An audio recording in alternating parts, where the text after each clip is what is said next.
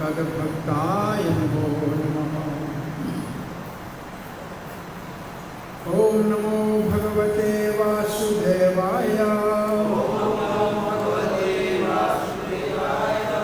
ओम नमो भगवते वासुदेवाय। ओम नमो भगवते वासुदेवाय। कृष्णाय वासुदेवाय देवकी नंदनाय च नंदगोपकुमाराय गोविंदाय नमः।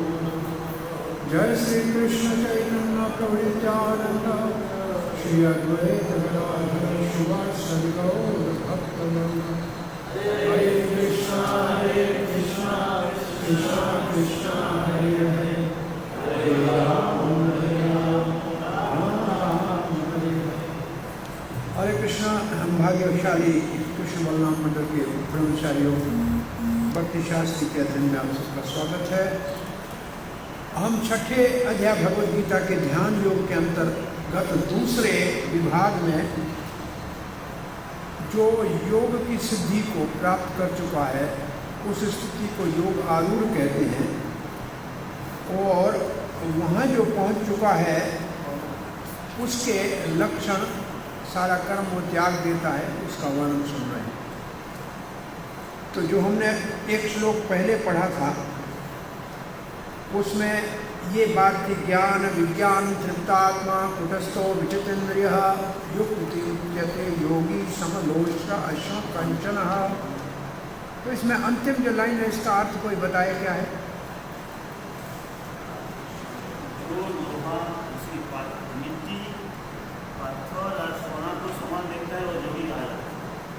प्रभुपाद जी ने इसमें सोना और पत्थर किसको कहा है? प्रभुपाद ने अपने तात्पर्य में सोना और पत्थर किसको कहा है?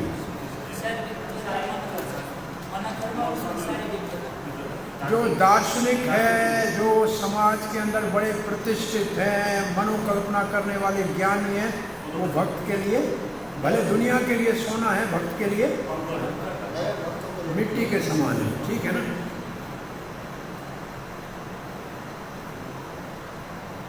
अब हम आज का श्लोक पढ़ने जा रहे हैं। सुहैर्न मित्राय उदासीना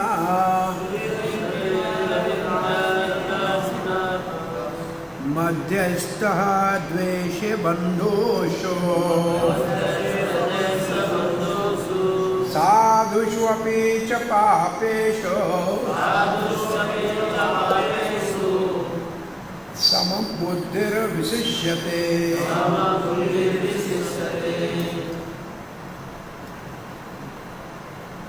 एक शब्द इसमें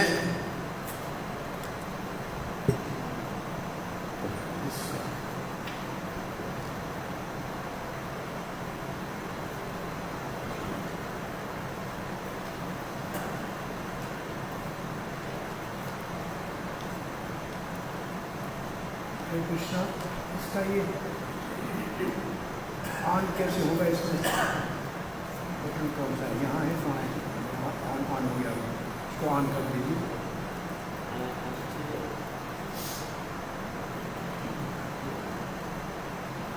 हाँ, सो हमने क्या बात खास कही कि सोना और मिट्टी भक्त को बराबर क्या है?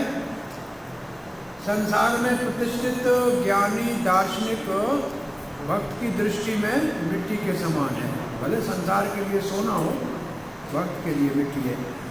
इससे विशेष है विशिष्यते, इससे विशेष है वो योग आरूढ़ जो सुहृद, सुहृद मतलब सुहृद, सुहृद उसको कहते हैं जो सदा ही आपका कल्याण करना चाहिए। उसका स्वभाव है आपका सदा कल्याण करे। भगवान सुहृद होते हैं,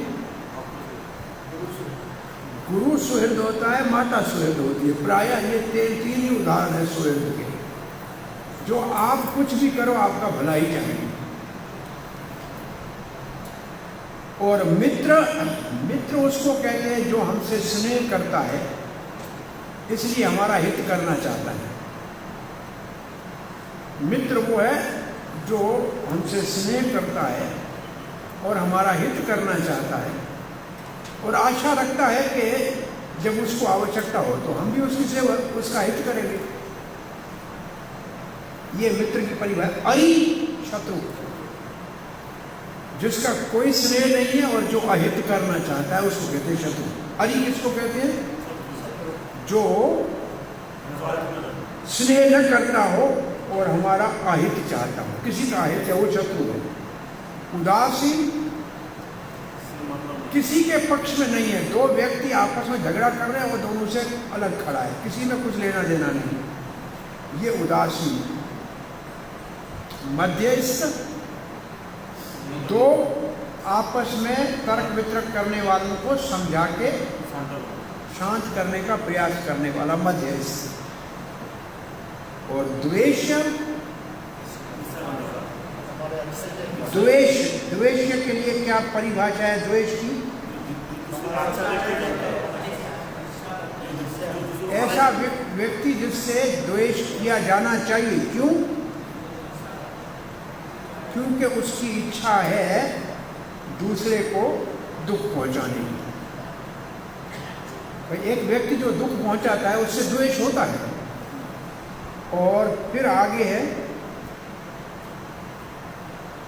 बंधुसु, बंधु है रिश्तेदार, जिसका हम भला करना चाहते हैं क्योंकि उनसे हमारा संबंध है, रिश्ता है इसलिए भला करना चाहते हैं, ये बंधु की परिभाषा है। साधु जो धर्म के ऊपर चले वो साधु, और पापी जो धर्म के विपरीत चले वो पापी। इन सबको सम देखता है, इन सब में कोई भी भेद नहीं करता। वो सोने और मिट्टी पत्थर वाले की दृष्टि से महान दृष्टि वाला है। क्योंकि सोना पत्थर आपसे तो कुछ लेना देना नहीं है, आप जो चाहो। यहाँ तो सामने वाला व्यवहार में आपसे व्यवहार करेगा, जीता जागता है, उसके प्रति सम रहना आसान नहीं है। तो कितने हैं? 1 2 3 4 5 6 7 8 9, यहाँ 9 वर्गों का वर्णन है। 9 वर्ग है ना, 9 के साथ समान भाव हो, वो योगी सोने और पत्थर को समान समझने वाले से विशेष है, उससे अधिक श्रेष्ठ है। ये इसका भाव है। प्रभुपाद ने इसके ऊपर तात्पर्य लिखा है क्या? नहीं है ना? नहीं,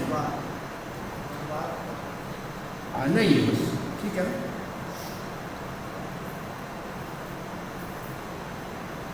इसकी परिभाषा शब्दों की हमने आपको चक्रवर्ती पाद के भाष्य से बता दी। ये विश्वनाथ चक्रवर्ती ने इन शब्दों का अर्थ लिखा है। अब हम तीसरे विभाग में जा रहे हैं। ये है तीसरा विभाग। आगे अधिक योग अभ्यास के स्तर, योग अभ्यास कैसे करना चाहिए उसके स्तर, उनका वर्णन, साधन कैसे होता है, ये 10वें श्लोक से शुरू होता है और 32 श्लोक तक। ये पूरा विभाग जो है योग का अभ्यास और अलग अलग स्तर है। तो इस विभाग का हम आज 10वां श्लोक पढ़ने जा रहे हैं।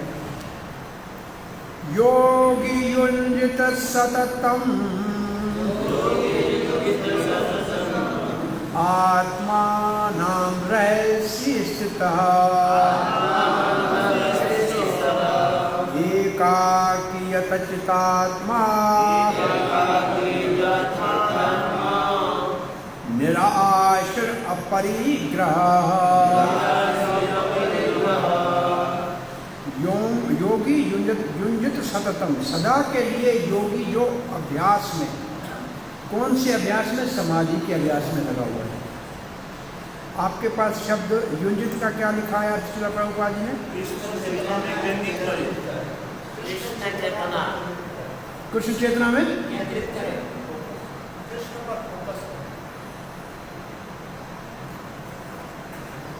युञ्जित का मतलब लगा हुआ, साधन में लगा हुआ।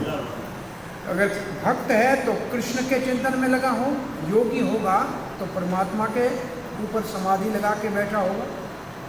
तो दोनों योगियों की परिभाषा, क्योंकि प्रभुपाद जी ध्यान योगी से भक्ति योगी के और हमको ले जाना चाह रहे हैं। सततम का मतलब हर समय, सदा के लिए। ये है पहली लाइन, सदा ही जिसका, ऐसा योगी जिसका साधन कृष्ण भावना में स्थिर है अथवा परमात्मा पे केंद्रित है, समाधि है। आत्मानाम रहस्य स्थित एकाकी। ये जो आत्मानाम शब्द है, आत्मानाम युञ्जत सततम, असल में ये शब्द आएगा आत्मानाम युञ्जते सततम, सदा के लिए।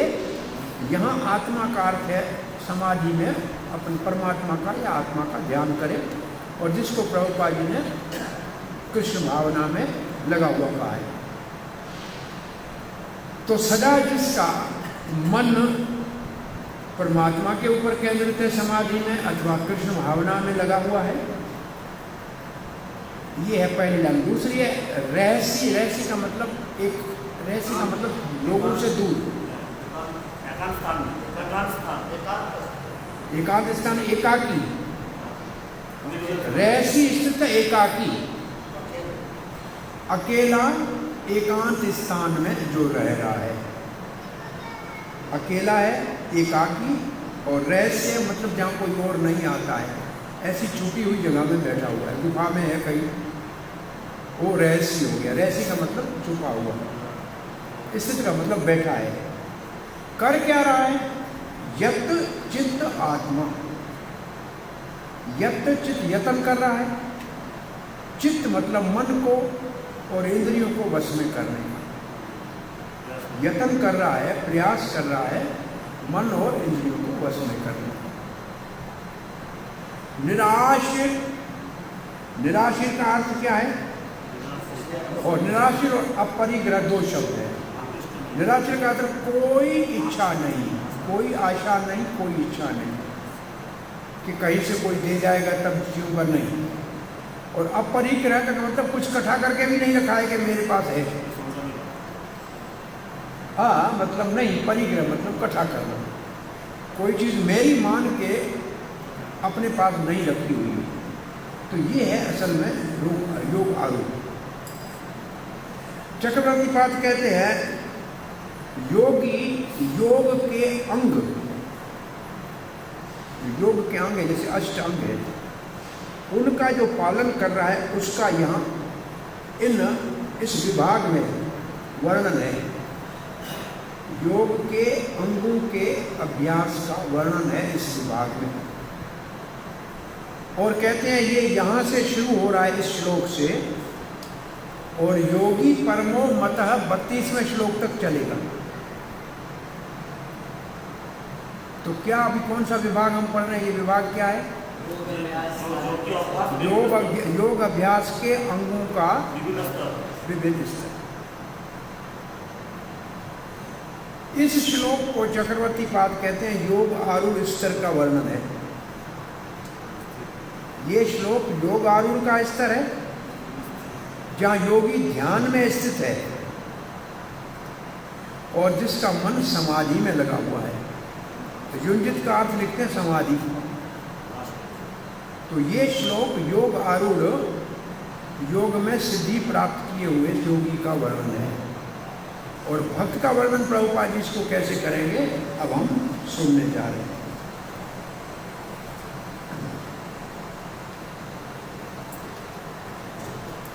प्रभुपाद जी सब साधनों का लक्ष्य कृष्ण को मानते हैं। कृष्ण सब साधनों का लक्ष्य है। सबकी अनुभूति का अंततो गत्वा लक्ष्य, चरम लक्ष्य है कृष्ण। उस कृष्ण को कोई ब्रह्म के रूप में जानना चाहते हैं, कोई परमात्मा के रूप में और कोई भगवान के रूप में। ये प्रभुपाद जी का पहला प्रभुपाद जी कहना क्या चाह रहे हैं? कहना ये चाह रहे हैं कि सभी ढूंढ कृष्ण को रहे हैं साधनों में, परंतु यहाँ जो योगी है वो तो परमात्मा को ढूंढेगा। पहले जो ज्ञानी था वो ब्रह्म को ढूंढेगा, ये है अधूरे। इसलिए हम आपको यहाँ, क्योंकि ढूंढ तो कृष्ण को ही रहे, हम आपको भगवान को ढूंढने की विधि बता रहे हैं। ये प्रभुपाद का भाव है। अब प्रभुपाद जी लिखते हैं, कृष्ण भावना में व्यक्ति, कृष्ण भावना का अर्थ है कि वो सततम योगी है, सदा ही दिव्य भगवान की सेवा में लगा हुआ है।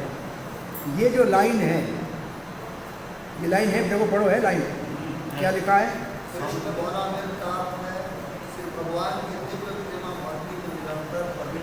ये है श्लोक की पहली लाइन का प्रभुपाद जी का भाव। अब श्लोक की पहली लाइन क्या है? देखो, योगी युक्त संतत आत्मानम। प्रभुपाद कहते हैं भक्ति योगी है, सदा श्री कृष्ण के प्रेममयी सेवा में लगा। ये प्रभुपाद जी की पहली लाइन का भगवान पर का अर्थ है। अब कहते परंतु कुछ ऐसे हैं जो ब्रह्म का चिंतन करते हैं और कुछ ऐसे हैं जो सीमित परमात्मा को हृदय में अनुभव करने का अभ्यास करते हैं। इन दोनों को क्या कहा जाएगा? ये अधूरे कृष्ण भावना भावित है। क्या लिखा है? आंशिक। अंग्रेजी में शब्द है पार्शली, अधूरे, पूरे नहीं है, अधूरे। आंशिक का मतलब कुछ अंश में, क्योंकि ब्रह्म भगवान के विग्रह से निकलने वाला प्रकाश है और परमात्मा भगवान का सर्वव्यापक विस्तार है। तो दोनों ही कृष्ण से निकलते हैं, कृष्ण को नहीं जानते, कृष्ण के दो और विस्तारों को जानते हैं, इसलिए अंश में जानते हैं, पूर्ण नहीं जानते। अब प्रभुपाद जी लिखते हैं, ऐसे जो निराकार का चिंतन करते हैं वो कृष्ण को अप्रत्यक्ष रूप में, प्रत्यक्ष रूप में नहीं, अप्रत्यक्ष रूप में कृष्ण भावना भावित है। अप्रत्यक्ष रूप है ना, इनडायरेक्टली क्या लिखा है? अप्रत्यक्ष रूप से, सीधा नहीं कहा जाए, सीधा नहीं, परंतु इनडायरेक्टली का मतलब सीधा, प्रत्यक्ष नहीं, अप्रत्यक्ष रूप से वो कृष्ण को ही ढूंढ रहे हैं। अब प्रभुपाद जी लिखते हैं, इसलिए जो प्रत्यक्ष रूप में कृष्ण की सेवा में है वो तो सर्वोच्च आध्यात्मिक के पथ के ऊपर चलने वाला है। क्यों? इसलिए कि वो जानता है ब्रह्म और परमात्मा दोनों ही कृष्ण का विस्तार है, तो ये पूर्ण हो गया। वो अपूर्ण है, ये पूर्ण है। इसको हमने वहाँ अंशी कहा था, उसको अपूर्ण कह सकते हैं, अपूर्ण। और कृष्ण का चिंतन पूर्ण है, परंतु वो भी अप्रत्यक्ष रूप में है कृष्ण का ही चिंतन।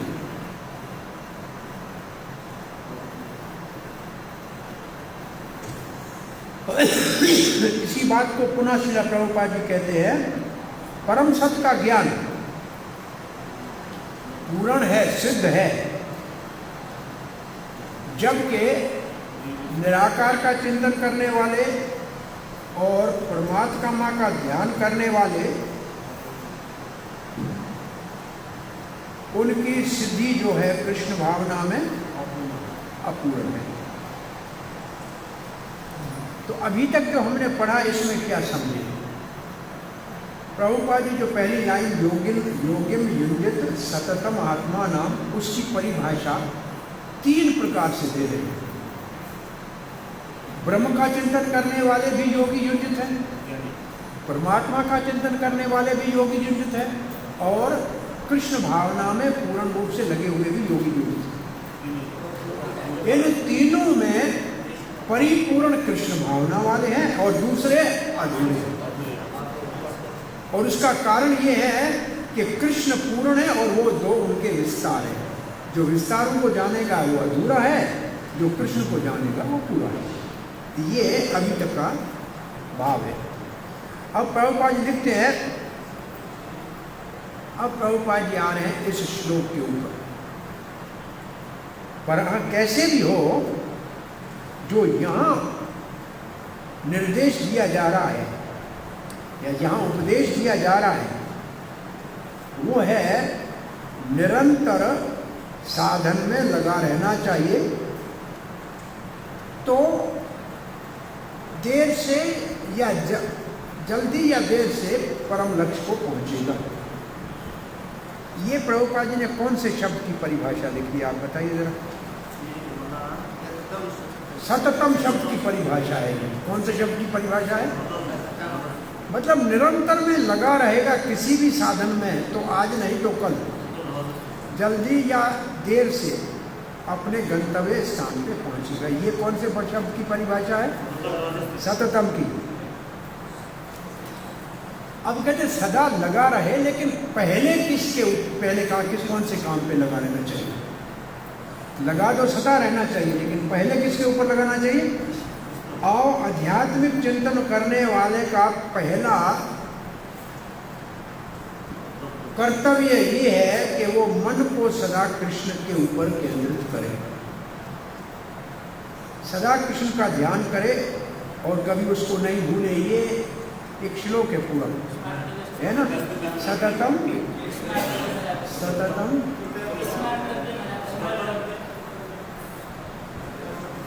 सततम स्मर्तव्य विष्णु जातु चित्त, ये वो श्लोक है। तो ये श्लोक लिख के प्रभुपाद जी यहाँ क्या कहना चाह रहे हैं? चाहे कोई भी आध्यात्मिक मार्ग पे चलने वाला हो, उनके लिए एक ही नियम है और एक ही निषेध है। एक विधि है और एक ही निषेध है। तो विधि क्या है? सदा कृष्ण का स्मरण करें, और निषेध क्या है? कभी उसको भूले नहीं। तो मुख्य बात है, ये श्लोक यहाँ प्रभुपाद ने दिया है, आपको देखने में आना चाहिए कि ये श्लोक है यहाँ। अब प्रभुपाद जी लिखते हैं, जब मन भगवान के ऊपर केंद्रित किया जाता है तो उस स्थिति को समाधि कहते हैं। मन, यहाँ सीधा लिखा है मन परम के ऊपर, परम का मतलब परमात्मा, क्योंकि यहाँ विषय योगियों का है। योगी जब परमात्मा के ऊपर अपने मन को केंद्रित करते हैं तो उस स्थिति को समाधि कहते हैं। ये समाधि कहलाती है। ऐसी समाधि लगाने के लिए एकांत का स्थान अति आवश्यक है। क्यों? क्योंकि बाहरी विक्षेप न हो सके, कोई इधर उधर भटका न सके मन को। तो एकांत का स्थान इसलिए आवश्यक है, समाधि के लिए एकांत का स्थान अति आवश्यक है। और फिर कह रहे हैं, दो शब्दों की परिभाषा प्रभुपाद जी कर रहे हैं। श्लोक के अंतिम लाइन के दो शब्दों की परिभाषा, उसकी विवेक पूर्वक निर्णायक उसका सिद्धि होनी चाहिए। उसकी किस बात की? कि किसी चीज के पीछे भागना नहीं है। ये क्या है? निराशी। निराशी की प्रभुपाद जी ने 3 शब्द लिखे हैं। क्या? In perfect determination. इसका मतलब क्या लिखा है? हाँ, पूर्ण निर्णायक।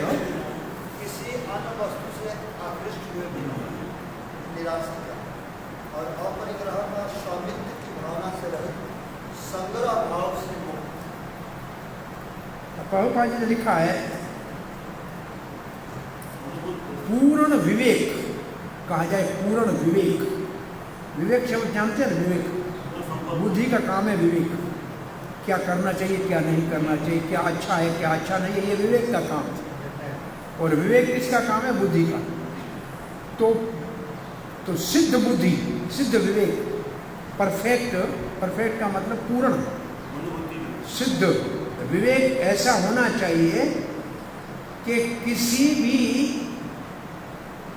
बाहर इंद्रियों के विषय की वस्तु के ऊपर जिसकी आवश्यकता नहीं है, भौतिक मन को जाने नहीं देना चाहिए।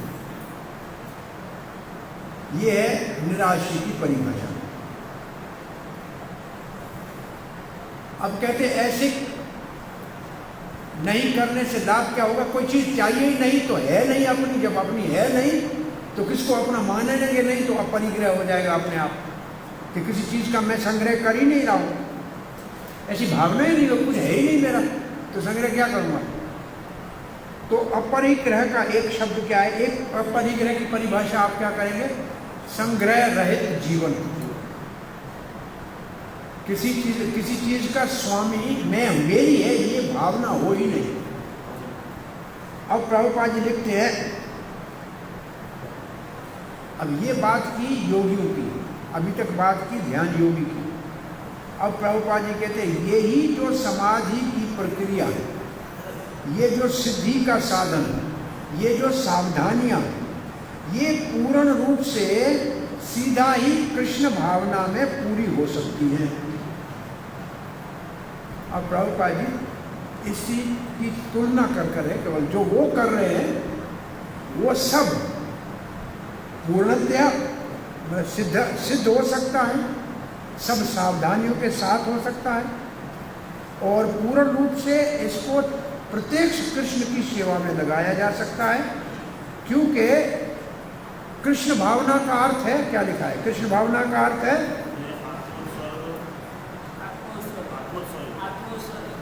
आत्म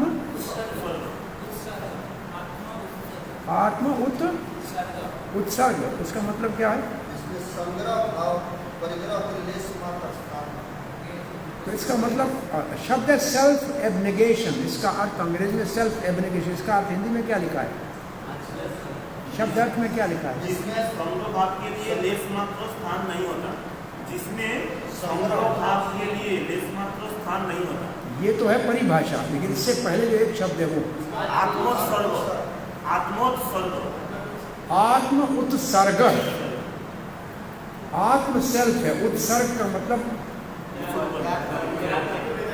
त्याग के भाव से, स्वयं त्याग के भाव से रहता है, किसी चीज को अपनी नहीं मानता है, सब श्री कृष्ण ये ऐसे मानता है। अब ये प्रभुपाद जी ने कह तो दिया, ये तो अपनी तरफ से कहा, आत्म उपसर्ग प्रभुपाद ने अपनी तरफ से एक शब्द कहा, इसलिए कृष्ण भावना भावित व्यक्ति को कोई परिग्रह नहीं है, किसी चीज को अपना नहीं मानते हैं। अब इसका प्रमाण दे रहे हैं, कोई बात कह दी प्रभुपाद ने तो उसका प्रमाण दे रहे हैं श्री रूप गोस्वामी का। और भक्ति रसामृत सिंधु के एक श्लोक का उद्धृत कर रहे हैं, युक्त वैराग वाला श्लोक है। श्लोक है क्या लिखा हुआ है? हाँ दोनों है। अच्छा तो पहले युक्त वैराग है, क्या श्लोक है? अनासक्त विषयान। अनासक्त विषयान का अर्थ क्या है? विषय आसक्ति नहीं है, अपने इंद्रियों के लिए कोई भोग नहीं चाहिए। अनासक्त विषयान यथा यथार्थ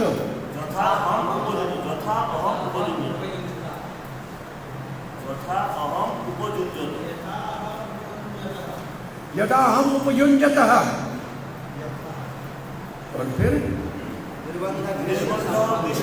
निर्बंध कृष्ण संबंधी युक्त वैराग्यम उच्यते। अपने लिए कुछ नहीं चाहिए, सब चीजें कृष्ण की सेवा में लगाए, ये युक्त वैराग्य है। प्रभुपाद ने यहाँ पहले श्लोक लिखा है, इसका परिभाषा क्या लिखा है? किसी में आसक्त नहीं है, परंतु सब चीजें कृष्ण के संबंध में समझ के सब कृष्ण की है, अपने लिए कुछ नहीं, सब कृष्ण की सेवा के लिए। ऐसे करेगा तो अनासक्त रहेगा और अपरिग्रह हो जाएगा, संग्रह का भाव नहीं रहेगा। और दूसरी ओर दूसरा जो फल्गु वैरागी है, वो कोई भी चीज कृष्ण की सेवा की चीज का ही त्याग कर दे तो फल्गु। वो कौन सा श्लोक है? प्रपंच त्याग बुद्धया हरिवस्तुषु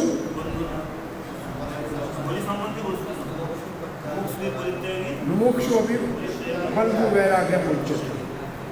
तो ये दो प्रभुपाद ने भक्ति रसामृत सिंधु के श्लोक क्यों दिए हैं? किस बात को सिद्ध करने के लिए? आत्मा उत्सर्ग शब्द की परिभाषा के लिए, कि वो किसी को अपना नहीं मानता है परंतु सब कृष्ण से जुड़ा हुआ जानता है। किसी को अपना नहीं मानता, सब कुछ कृष्ण से जुड़ा हुआ जानता है। ये है परिभाषा युक्त वैराग्य। ये सादी भाषा में दो शब्द बोल रहा हूँ, इसको पक्का करें। अब क्या बोला? अभी हमने बोला था वो अच्छे शब्द थे, क्या बोला था?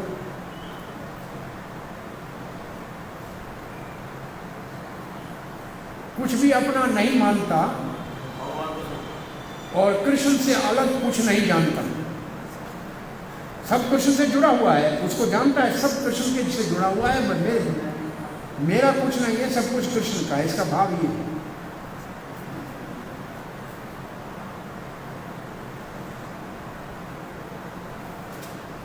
कृष्ण भावना भावित व्यक्ति जानता है कि सब चीजें कृष्ण की हैं, इसलिए कभी भी वो किसी चीज को अपना मानने की मूर्खता नहीं करता। भगवान की है तो मेरे कहाँ से मानू?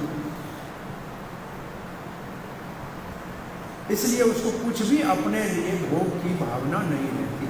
ये निराश्रय की परिभाषा, ये निराश्रय और अपरिग्रह की परिभाषा है।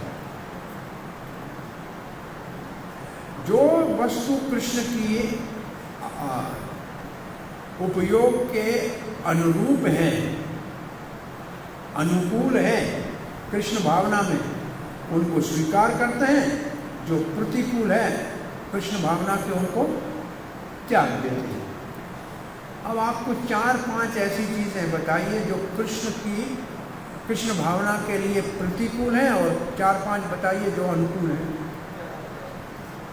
आपके साधन में क्या चीज़ें हैं जो अनुकूल हैं, जिसको स्वीकार करना चाहिए? क्या? हरिनाम करते रहना चाहिए, महाप्रसाद भगवान को अर्पण करके आदर करना चाहिए, भक्तों के संग में रहना चाहिए,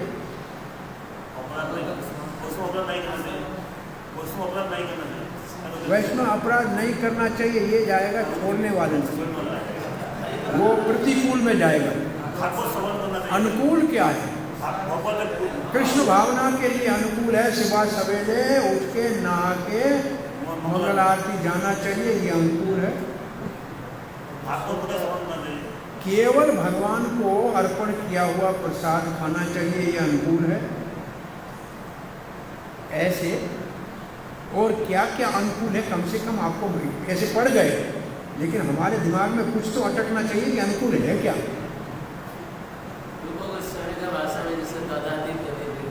जी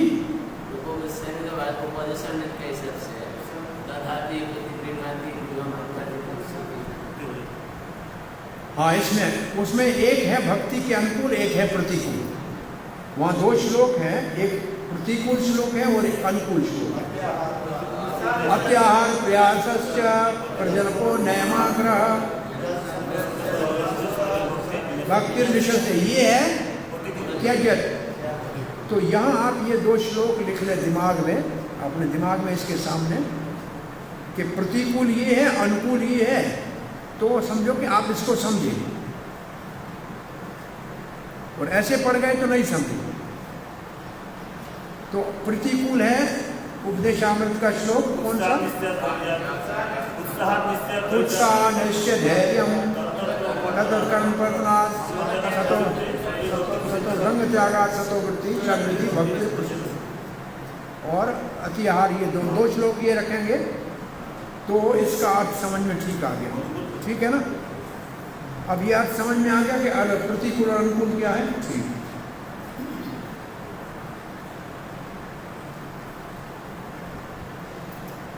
अब प्रभुपाद जी एकाक की स्थिति की वर्णन कर रहे हैं। अकेला कैसे रहता है? ये दिव्य स्थिति में है, इसलिए भौतिक चीजों में आकर्षित नहीं है, परंतु अकेला ही है, क्योंकि जो व्यक्ति कृष्ण भावना नहीं है वो चारों ओर घूमते हैं तो उनसे कुछ लेना देना है नहीं, तो बाजार के बीच में भी अकेला ही है। इसलिए कृष्ण भावना भावित व्यक्ति पूर्ण योगी है। बहुत अच्छा। आप कैसे अकेले, आप कैसे हो? तो कहाँ अकेले हो? जहाँ पे सब सिद्धांत तो एक हो, जिसका मत एक हो, एक है, पांच ही है, लेकिन सिद्धांत सब एक मत वाले हो तो अकेले है, मत अलग अलग हो तो ज्यादा हो जाए। हमने एक आपको उदाहरण दिया था अकेले का। एक महात्मा बैठा था अकेला, हाँ, चोट लगी थी, बीमार था तो अकेला बैठा। दूसरा आया, महाराज अकेले बैठे हो? बोलो नहीं, तुमने अकेला कर दिया। तो ऐसे भक्त बेकार के जो आके पूछने वाले हैं उनसे बचते हैं। ऐसे हमारा कौन सा आचार्य अकेला रहना चाहते थे जब करने के लिए? गौर किशोर दास बाबा जी महाराज कहाँ बैठते थे? पब्लिक सामूहिक शौचालय के पास बैठते थे कि कोई नजदीक आए नहीं, बात करे नहीं। तो ये भक्तों का अपना भी अकेले रहने का एक विधि विधान है। ठीक है। अब हम पढ़ने जा रहे हैं 2 श्लोक। ये है योग का अभ्यास, कब कहाँ कैसे करना चाहिए। शुचौ देशे प्रतिष्ठाप्य स्थिरम् आसनम् आत्मनः नाति उच्छिष्टं नाति नीचम् चैला अंजन कुशो आतरम् तत्रैकाग्रं मनः कृत्वा यच्चित्तेन्द्रियः क्रियः उपविश्यासने युञ्जात् योगम् आत्मविशुद्धये। पहला जो श्लोक है उसमें विशेष वर्णन है आसन का। असल में अभी हमारे पास ये कृष्ण भावना में प्रचलित नहीं है, परंतु हर व्यक्ति को जप करने के लिए और शास्त्र अध्ययन करने के लिए एक आसन होना चाहिए, उसी के ऊपर बैठना चाहिए। ये धरती माता नारी के वक्षस्थल को, ब्राह्मण के अधोभाग को और पूजा की सामग्री को बिना आसन के पसंद नहीं करती। इसलिए माता को साष्टांग प्रणाम करने का निषेध है। उनका वक्षस्थल धरती पे नहीं लगना चाहिए। साधु जब अध्ययन करे या जप करे तो आसन के ऊपर हो, बिना आसन नहीं बैठना चाहिए। ये पृथ्वी को स्वीकार नहीं है। और भगवान की सेवा की वस्तु, चाहे माला हो चाहे शंख हो, ये नीचे कभी नहीं होना चाहिए धरती पे। उसका कोई आसन होना चाहिए। तो हर एक व्यक्ति को अपना आसन होना चाहिए, दूसरे के आसन का उपयोग नहीं करना चाहिए। ये हमारे में प्रचलित नहीं है स्थान में, परंतु अच्छा है कि एक छोटा सा आसन अपना साथ में रहे, जहाँ जप करना है या पढ़ना है तो उसके ऊपर बैठे। वैसे नहीं बैठे कोई बात नहीं, लेकिन इन 2 जगहों पे तो बैठना ही चाहिए। वैसे हम सुबह सुबह मंगल आरती में देते हैं लोगों को आसन, पर हर एक को अपना आसन हो तो सबसे अच्छा है। व्यक्ति को अपना आसन होना चाहिए। हमने अभी कुछ देखे महात्माओं के एक शिष्य चलता है, आसन साथ नहीं चलता है, जहाँ बैठते हैं अपना आसन पहले रख देता है और चक्रवर्ती बात लिखते हैं दूसरे के आसन के ऊपर ही नहीं बैठना चाहिए। तो यहां पहले आसन का वर्णन है। शुचौ देशे, आसन कहाँ होना चाहिए? पवित्र स्थान पे। पवित्र स्थान गंगा जी का किनारा हो, हिमालय हो, जमुना जी का किनारा हो, जगन्नाथपुरी हो, जो भी पवित्र स्थान हो, मतलब तीर्थ स्थान। प्रतिष्ठाप या उधर प्रतिष्ठित करे, क्या करे? प्रतिष्ठित। स्थिरम आसनम, आसन स्थिर होने का मतलब ये है कि ये घूमने वाली कुर्सी पे नहीं बैठना, जो ऐसे ऊपर नीचे होती है, जो पहिए से घूमने होती। आज तक स्थिर होना चाहिए, हिलना नहीं चाहिए, आगे पीछे ना हो, साइड में न जाओ, नीचे नहीं हो, सीधा होना चाहिए। ये इसका अर्थ है स्थिरम आसनम। आत्मन का मतलब स्वयं करे, स्वयं अपने आसन को पहले स्थिर करे, ये मेरा आसन है। न अति ऊंचम, इतना ऊपर भी नहीं हो कि गिरने की डर ना हो, आंख हो लगे ऐसे जब करते करते जाए तो नीचे गिरे तो गर्दन ही टूटे, इतना ऊपर भी नहीं हो और इतना नीचे भी नहीं हो कि छोटी सी चींटी वोटी ऊपर आए बार बार आपको परेशान करे। तो न ऊपर हो न नीचे हो, तो प्राय समझो कि 1-1.5 फुट का ऊपर हो, 5 फुट भी नहीं हो और 2 इंच भी नहीं हो। तो आसन का एक विधि है। फिर चैल इज्जन कुश उत्तरम, पहले बिछाए कुश घास, उसके ऊपर रखे कपड़ा, उसके ऊपर रखे मुलायम मृगछाला। ये है, ये मृग है, जो अंजन शब्द है ना, चैल और अजिन शब्द है, ये मृगछाला है। क्या लिखा है? मृगछाला है कि नहीं? मृगछाला। ये भक्तों के लिए आवश्यक नहीं है, परंतु जो जंगल में रहते हैं मृगछाला आदि के ऊपर वो सांप आदि ऐसे कुछ आते नहीं है, उनका मानना है विषीले जंतु नरकर नहीं आते हैं उसको, वो उसको पवित्र माना जाता है। तो ये आसन ऐसे बनाना चाहिए। हमारे लिए आसन, साधुओं के लिए आसन सर्दी में ओनी होना चाहिए, ओनी का मूल, और अन्य समय में रेशमी होना चाहिए। सोती तो दरिद्र की निशानी है। जो सोती आसन है, सूती है ना, क्या कहते हैं, काटन वाला, वो दरिद्र की निशानी है। वो पवित्र नहीं होता। पवित्र ये 2 ही माने जाते हैं, या रेशमी हो या वूलन हो, ओनी या रेशमी। प्राय आसन जो है गर्म ही होता है, ओनी होता है, और इस मौसम में उसके ऊपर हल्का सा रेशमी कपड़ा हो, क्योंकि उसके ऊपर दोष नहीं लगता है। रेशमी और ओनी कपड़े के ऊपर दोष नहीं लगता है, वो दोष रहित है। तो ये विधि विधान है साधन करने के लिए। तो ये है आसन की परिभाषा। अब कहते हैं आसन के ऊपर बैठे कैसे? तत् एकाग्रम मन कृत्वा, वहाँ मन को एकाग्र करे, उसके ऊपर बैठ के मन को एकाग्र करे। यत चित्त इंद्रिय क्रिया, और यत्नशील होकर इंद्रियों की सारी क्रियाओं को रोके। उपविश्य आसने युंजयाद, उपविश्य आसने, आसन के ऊपर बैठकर, एकाग्रम मन कृत्वा, मन को एकाग्र करे और मन और इंद्रियों के सारे कार्यों को रोके, नियंत्रण में करे, और योगम युन्यम, योग का अभ्यास करे। उपविश्यासने कहाँ गया?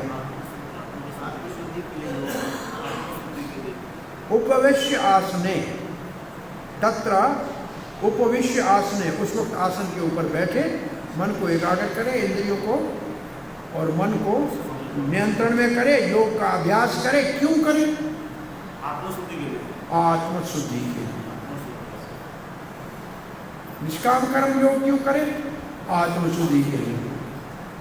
तो इसलिए ये कौन सा स्टेज होगा? आत्मशुद्धि के लिए कार्य कर रहा है, तो ये कौन सा स्टेज होगा? योग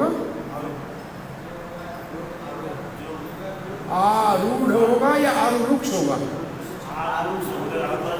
आरुरुक्ष होगा, क्योंकि शुद्ध कर रहा है, सिद्ध नहीं है, साधन में है, तो योग आरुरुक्ष है। अभी आसन लगाना है, अभी अभ्यास शुरू कर रहा है, शुरू कर रहा है, तो इसलिए लिखा है कि हृदय को शुद्ध कर रहा है। इसका मतलब योग आरुरुक्ष स्थिति में है। चक्रवर्ती पाद लिखते हैं 2 श्लोकों में कहाँ बैठ के साधन करना चाहिए उस आसन का वर्णन है। योगी को अपना आसन शुद्ध स्थान के ऊपर, गंगा जी के तट पे या हिमालय की किसी गुफा में स्थिर करना चाहिए और स्वयं उसको साफ करके पवित्र स्थान होना चाहिए और हिलने वाला नहीं होना चाहिए, स्थिर आसन होना चाहिए, न ऊपर ज़्यादा न नीचे ज़्यादा हो। फिर कुछ घास के ऊपर कपड़ा, नरम कपड़ा मतलब रेशमी कपड़ा डाल के और उसके ऊपर मृगशाला रखनी चाहिए। लिखा है यह आसन केवल व्यक्ति के अपने उपयोग में लाना चाहिए। ये निषेध है दूसरे किसी के आसन को उठा के बैठना। जैसे दूसरे की माला लेके जपना भी निषेध है, ऐसे दूसरे के आसन को लेके बैठना भी निषेध है।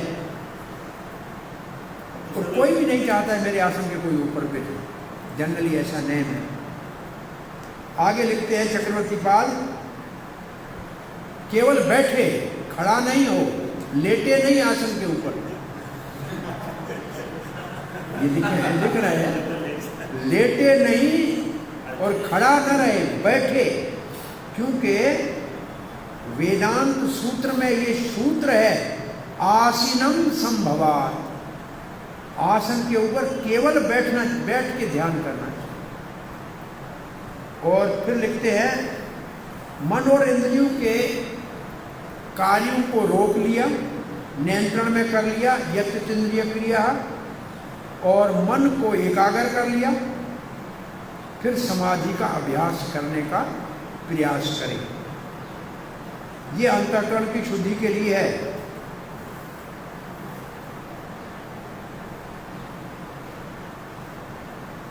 और श्रुति ने लिखा है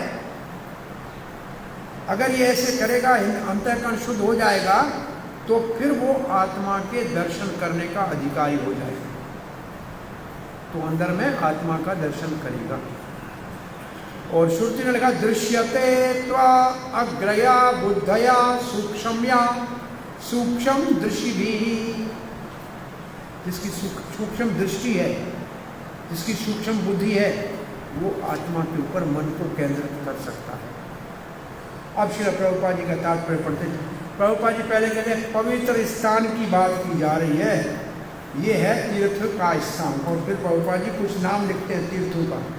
भारत में योगी अथवा आध्यात्मिक साधन वाले और नहीं तो भक्त सारे के सारे घर छोड़ देते हैं। क्या करते हैं? घर छोड़ देते हैं। फिर प्रयाग जाते हैं या मथुरा वृंदावन जाते हैं या ऋषिकेश हरिद्वार। फिर एकांत का स्थान ढूंढते हैं, वहाँ योग का अभ्यास करते हैं, जहाँ पवित्र नदियाँ बहती है, यमुना और गंगा।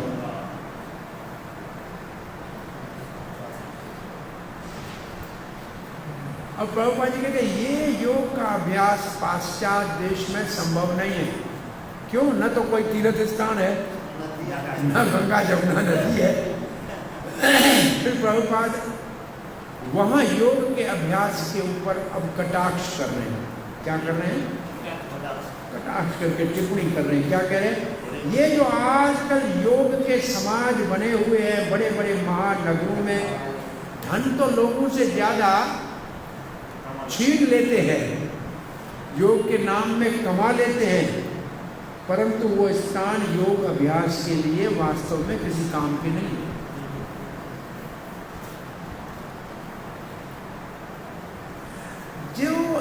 जो आत्म संयमी नहीं है, जिसका मन वश में नहीं है, इंद्रियां वश में नहीं है, वो योग का अभ्यास कैसे, ध्यान कैसे कर सकता है? इसलिए प्रभुपाद जी कहते हैं बृहदारण्यक उपनिषद में लिखा है कलयुग में हरिहर नाम हरिहर नाम हरिहर नाम एव केवलम कलहो नास्ति विनास्ति।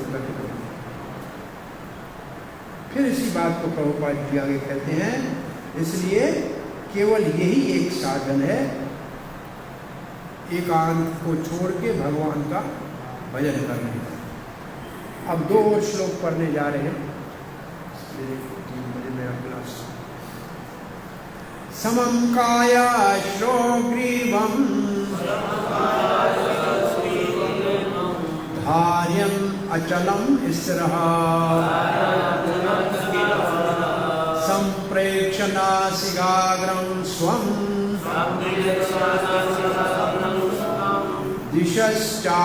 दिशश्चावलोकयन् प्रशान्तात्मा विगतभीः ब्रह्मचारी व्रते स्थितः मनः संयमञ्चित्तो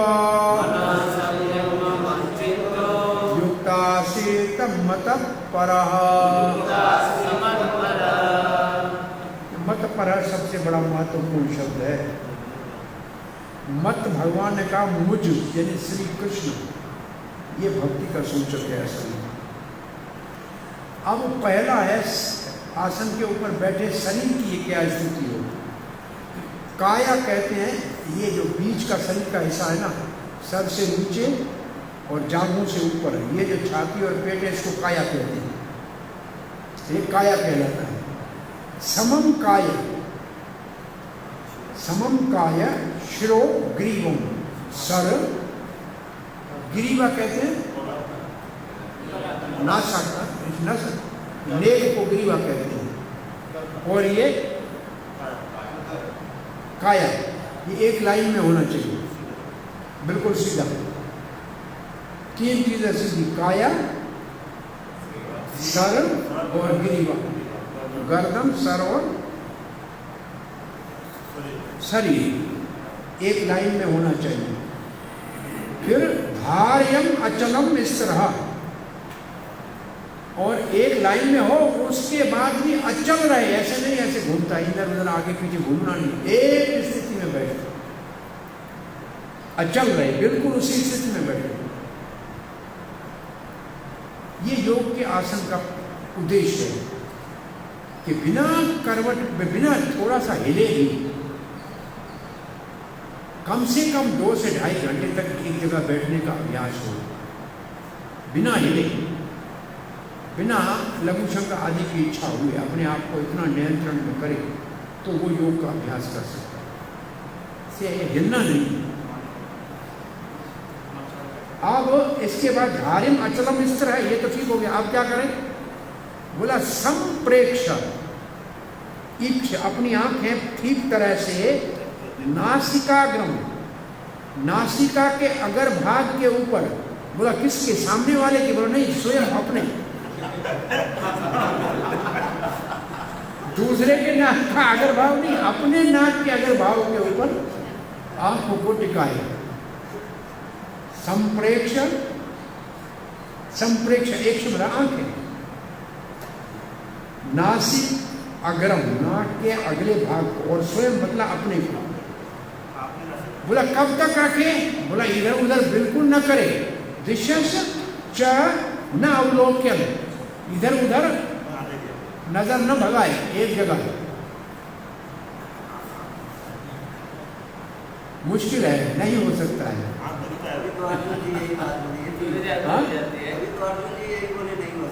वो तो बहुत है, ये इतना ही नहीं हो सकता है, मन तो बहुत दूर की बात है। प्रशांत आत्मा, अब मन उसका बिल्कुल शांत हो, कोई बाहर का विक्षेप न हो, कोई बाहर का डिस्टर्बेंस न हो, प्रशांत, बिल्कुल शांत मन, विगत भी कोई भय न हो। ब्रह्मचारी व्रत स्थित है, और ब्रह्मचार्य का व्रत का धारण करें। मन संयम मत चित्तो, मन को संयम में करे। मत चित्तो, जिस चित्त मेरे ऊपर केंद्रित करे। युक्त आसित, मुझसे जुड़ के बैठे। मत प्राह, मुझे अपने जीवन का लक्ष्य बनाए। अब भगवान ने पहली बार अपने आप को बीच में ला रहे हैं कि योगी को मेरा ध्यान करना, मेरे को जो अपना जीवन का लक्ष्य बनाना। मतपरा शब्द भक्ति का सूचक है।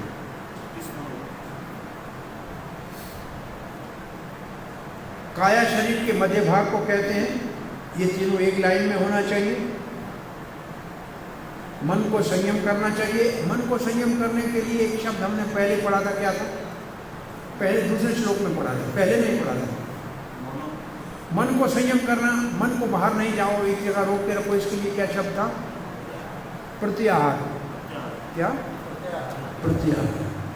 तो ये जो ये है ना, मन संयम या ये प्रत्याहार है। मेरा ही चिंतन करे। चक्रवर्ती महाराज कह रहे मेरा चिंतन कैसा करे? बोला सुंदर चतुर्भुज मेरे रूप का ध्यान करे। मैं जो परमात्मा के रूप में अंदर हूं ना, चतुर्भुज, पीला पीतांबर पहना हुआ, सांवला सा, उसका ध्यान करे। ये मच्चित्त की परिभाषा है। मच्चित्त की परिभाषा है मेरे सुंदर रूप का ध्यान करे। और मत प्रायण का अर्थ है भक्ति पूर्वक मेरे ध्यान में निमग्न रहे। भक्ति पूर्वक मेरे ध्यान में निमग्न रहे। 5 का 17 खोलो तो क्या है? 5 का 17 क्या श्लोक था?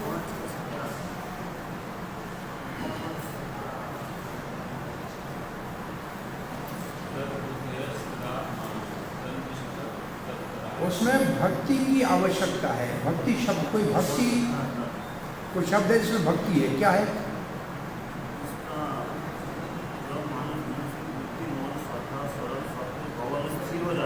श्लोक क्या है?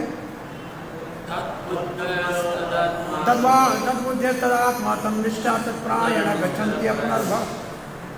तो तद शब्द है परमात्मा। भवंती क्या अंत में क्या लास्ट? मतपरा है क्या? दोबारा तत्प्रायण है। तत्प्रायण है और यहाँ मतपरा है। वहाँ तत् का अर्थ कृष्ण है और यहाँ मत का अर्थ कृष्ण है। ये दोनों भक्ति के सूचक हैं। क्या है ये? चाहे कर्म योग हो तो भी भक्ति मिलाओगे तब फल देगा। ज्ञान योग हो तो भी भक्ति मिलाएंगे तब फल देगा। और ये ध्यान योग है तो भी भक्ति मिलाएंगे तभी फल मिलेगा।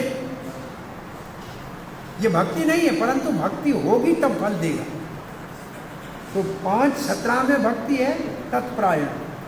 और ये कौन सा है? 6 का 14 में भी भक्ति है। ठीक है, मत प्रायण की परिभाषा ये। अब प्रभुपाद जी के तात्पर्य को फिर जब मिलेंगे तब पढ़ेंगे। बस 10, 12, 15 मिनट जरा दूसरे क्लास का मुझे तैयारी करना। आपका कोई प्रश्न जिज्ञासा है तो पूछ लीजिए।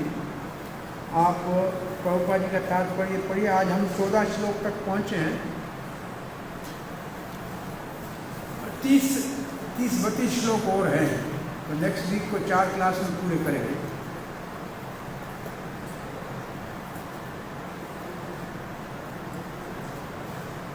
कोई प्रश्न जिज्ञासा है? नहीं? हाँ, जो तत् शब्द है वो भगवान का सूचक है, परमात्मा का सूचक है। तो उसका प्रायण होना या मत प्रायण होना एक ही बात है। भगवान का प्रायण हो, वहाँ कहते उसका प्रायण हो, यहाँ कहते मेरा प्रायण हो, वो एक ही है। वह परमात्मा है या स्वयं अपना कहे। वहाँ परमात्मा की बात है या आत्मा की बात, और यहाँ स्वयं भगवान अपना कहे।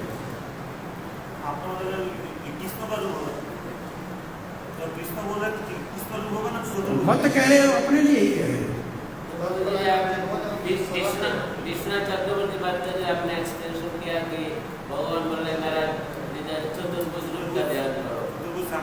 चतुर्भुज रूप का ध्यान करो, वहाँ लिखा है। प्रभुपाद जी इसी को कृष्ण का ध्यान करो लिखे। जहाँ पे कृष्ण लिखे हैं।